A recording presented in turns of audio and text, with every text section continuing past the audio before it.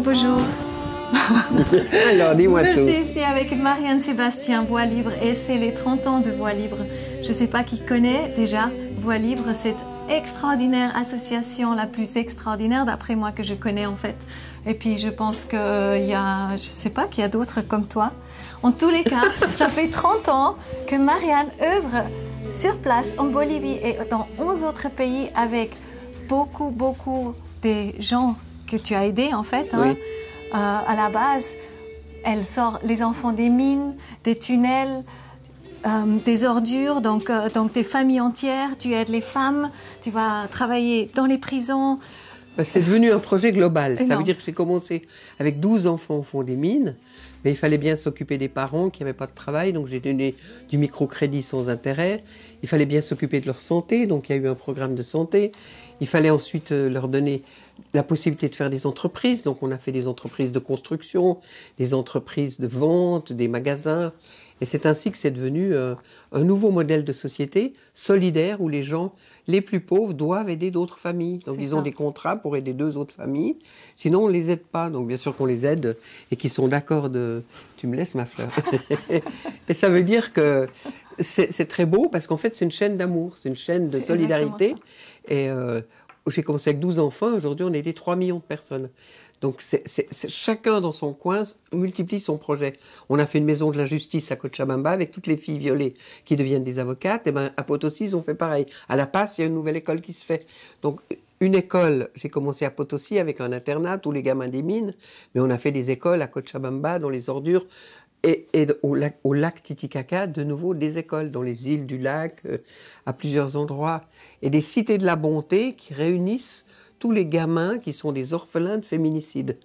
Parce qu'il y a des milliers d'enfants en Bolivie, dans nos enquêtes, on a vu des milliers d'enfants qui sont ignorés par le gouvernement et qui en fait ont vu la maman tuée par le papa.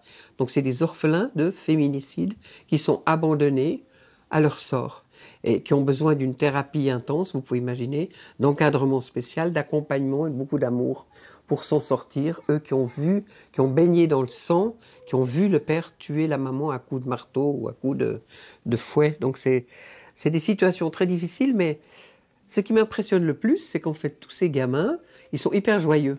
Et la dernière fois que j'arrivais, j'avais cette vague d'enfants qui me sautaient dessus quand j'arrivais à la Cité de la Bonté, et j'ai pleuré parce que c'est émouvant, cette chaleur humaine qui dégage, mais surtout cette joie qu'ils ont tous, parce qu'ils sont ensemble.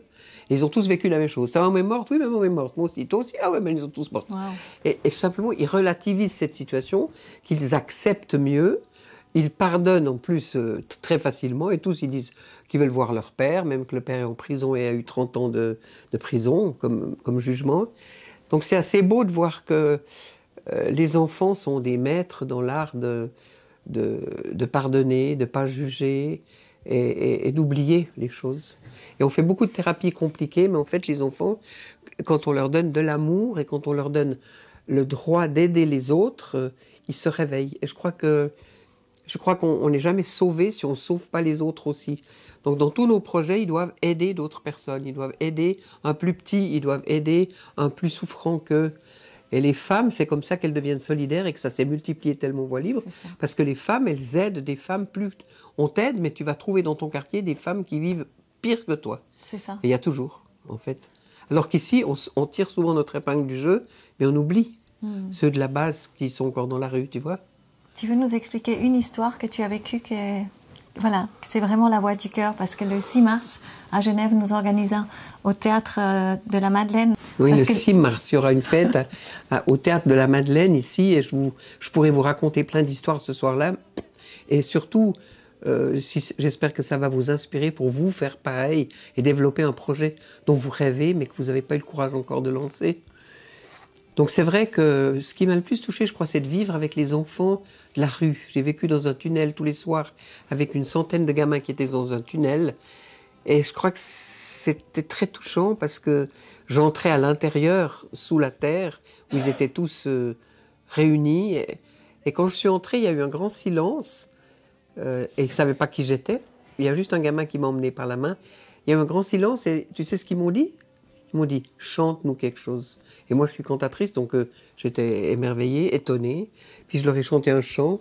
Et puis finalement, on est devenus amis et tous les soirs, j'allais chez eux pour réfléchir avec eux, pour faire du théâtre, pour les aider à s'exprimer et finalement sortir de ce tunnel pour aller dans une maison qu'on a achetée. Et on a une maison avec 50 gamins en permanence, qui étaient des gamins juste adorables, qui étaient tellement reconnaissants et en gratitude d'avoir une maison, d'avoir un frigo. Je me souviens, le frigo, ils allaient souvent l'ouvrir pour voir si ça s'ouvrait, si ça se fermait, qu'est-ce qu'il y avait dedans. Des enfants qui ont eu faim et qui devaient aller voler à la fin des marchés. Donc d'avoir un frigo toujours plein de nourriture, c'était fantastique pour eux. Je dormais avec un petit qui s'appelait Claudio, il faisait pipi sur moi toutes les nuits, mais quand il se réveillait, il me regardait, il me disait « Est-ce moi ce qu'il y a de pisse ?» Il me disait « C'est toi qui as pissé !» Alors qu'il me trempait ma chemise de nuit toutes les nuits. Mais j'ai adoré ce petit Claudio, on est encore en contact, il a 25 ans maintenant, il a de la famille. Et il était bouleversant parce qu'il voulait tout le temps jouer avec l'eau, un peu trop, c'est pour ça qu'il buvait trop d'eau et qu'il faisait pipi tout le temps.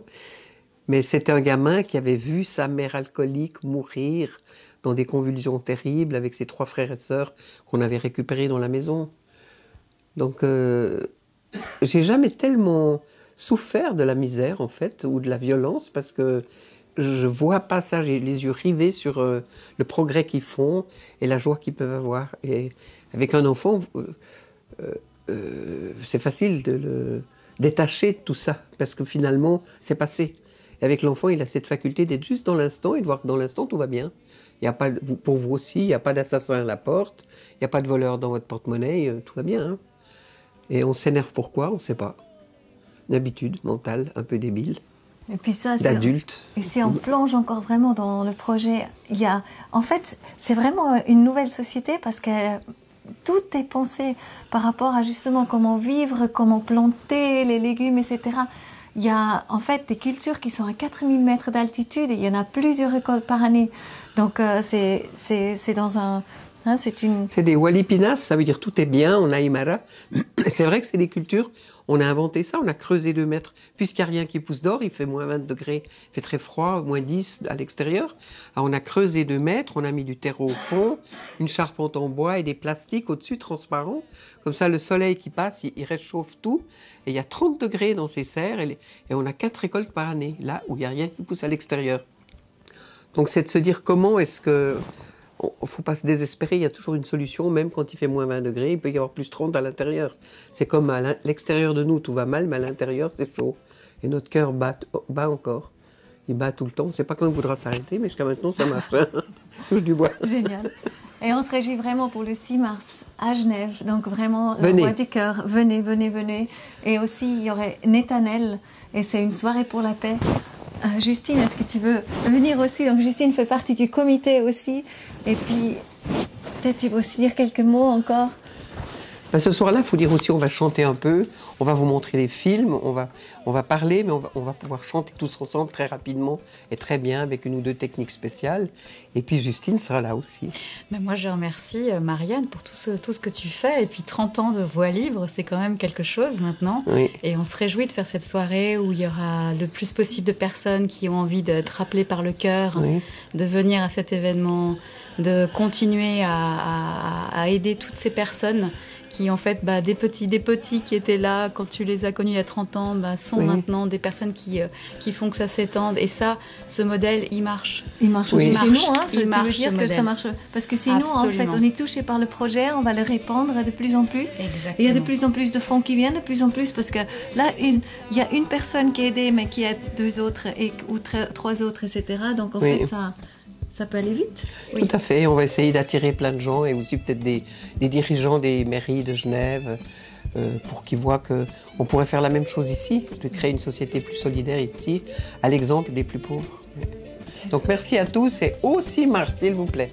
À bientôt. Merci. À la prochaine. Merci. Bye bye.